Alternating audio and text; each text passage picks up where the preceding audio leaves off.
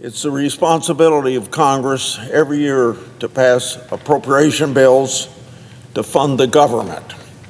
Failure to enact the 12 annual appropriation bills by the end of a fiscal year of September 30th has, with increasing frequency, resulted in major government shutdowns. Last year, Senator Collins, as chairman of the Senate Appropriations Committee, worked with strong bipartisan support to report funding bills to the floor. Unfortunately, that is where the minority party's cooperation ended.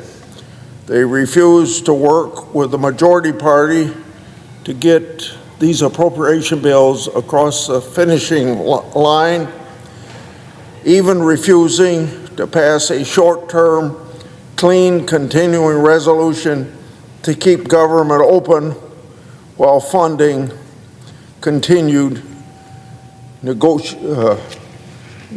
as the negotiations would continue. Rather than prioritizing ordinary Americans, the other side of the aisle decided to hold government funding hostage to support and score political points with their activist base.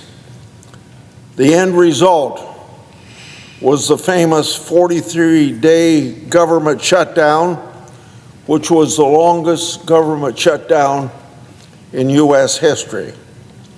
Only then did the minority party agree to enact a short-term, clean, continuing resolution. Eventually, Congress passed 11 of 12 appropriation bills in their entirety. However, the minority mischief was far from over. For 36 days, the Department of Homeland Security was shuttered due to their refusal to fund federal law enforcement and border security. Ultimately, the majority had to take matters into their own hands.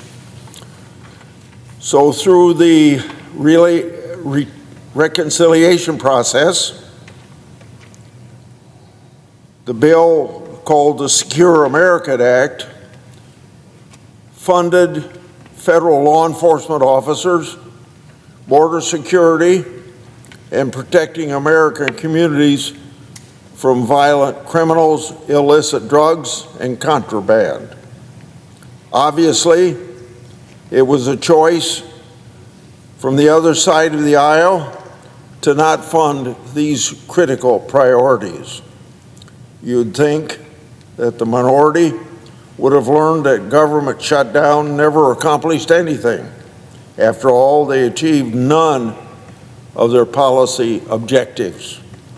Although their costly government shutdown compromised our nation's security and at the same time inflicted pain on the American public.